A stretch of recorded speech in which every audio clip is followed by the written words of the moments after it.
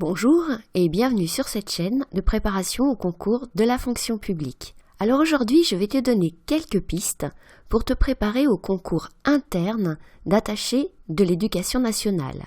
C'est un concours qui est organisé donc par le ministère de l'Éducation nationale tous les ans et qui comporte une épreuve d'admissibilité qui est une note administrative. C'est une épreuve exigeante. Tout d'abord, tout simplement parce que c'est un concours qui est très sélectif, avec un nombre élevé de candidats et un nombre de postes relativement restreint. Donc la compétition est féroce.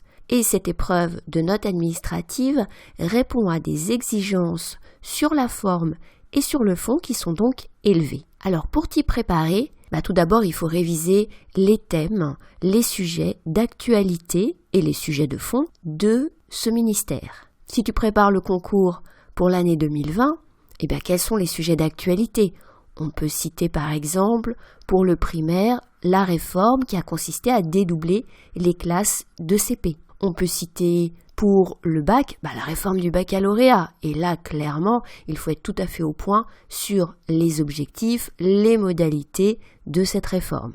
Et puis on peut aussi avoir les sujets comme la laïcité, la mixité sociale. Et puis pour l'université, pourquoi pas les classements internationaux, le classement de Shanghai, mais ce n'est pas le seul. Pour te préparer sur ces thèmes d'actualité, il faut absolument regarder le site du ministère, aller un peu plus loin, regarder par exemple les rapports publics qui ont pu être publiés sur les thèmes qui ont trait à l'éducation nationale. Et pour ça, tu peux tout simplement aller sur le site Vie publique qui reprend en fait l'ancien site de la documentation française de la bibliothèque des rapports publics. Je te mets le lien en description de ce podcast. Donc surtout, lis bien les rapports récents sur ces thèmes d'actualité. Pour ce qui est des lectures quotidiennes, je te conseille le journal Le Monde, qui est vraiment le meilleur journal, le plus adapté pour se préparer au concours de la fonction publique. Et avec tout ça, ça te fait déjà une bonne base pour te préparer sur ces sujets.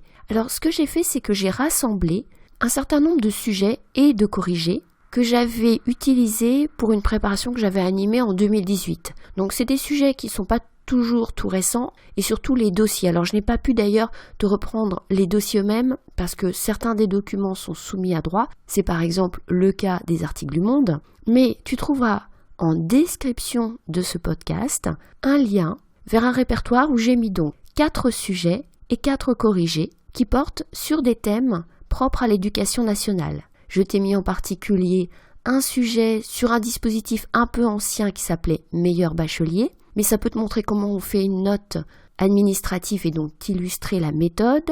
Un sujet sur les procédures bâillons, je ne sais pas si tu en as déjà entendu parler, c'est un sujet vraiment intéressant, malheureusement à vrai dire toujours d'actualité, je te laisse découvrir ce que c'est.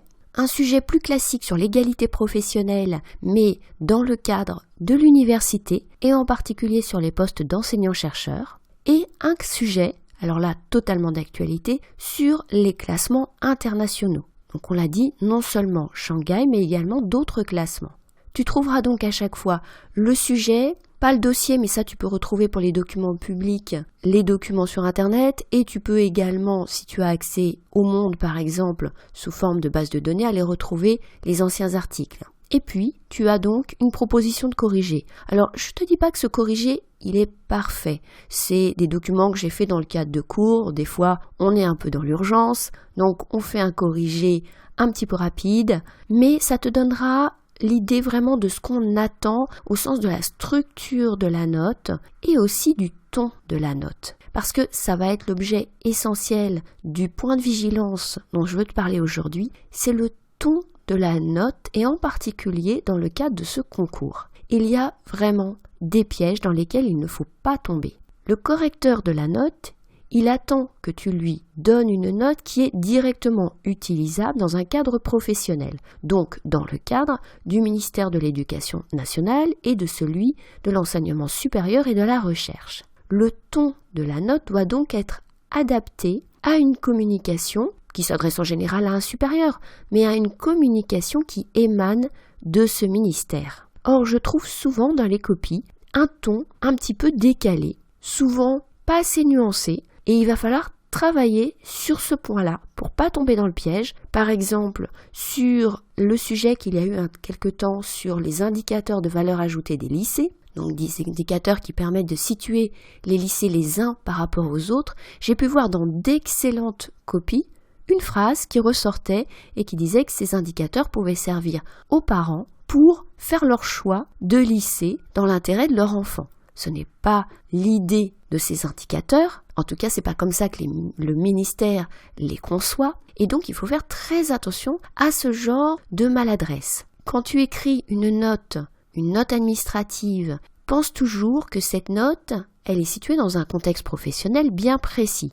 Ce contexte, c'est que tu es déjà un attaché, tu es déjà en poste, tu es comme si tu avais réussi le concours, et donc tu dois en quelque sorte porter la bonne parole. Tu n'es pas là pour critiquer de façon abrupte l'action du ministère. Tu es plutôt là d'ailleurs pour la défendre.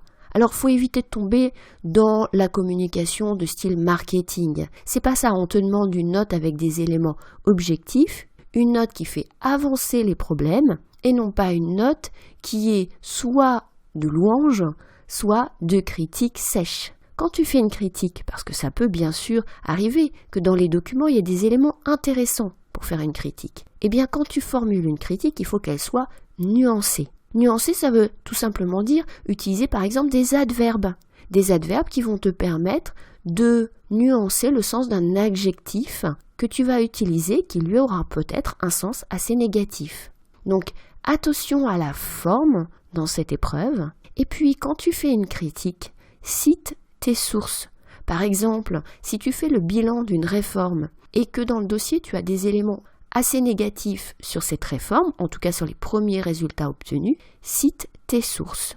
Ça peut être des sources comme la Cour des comptes.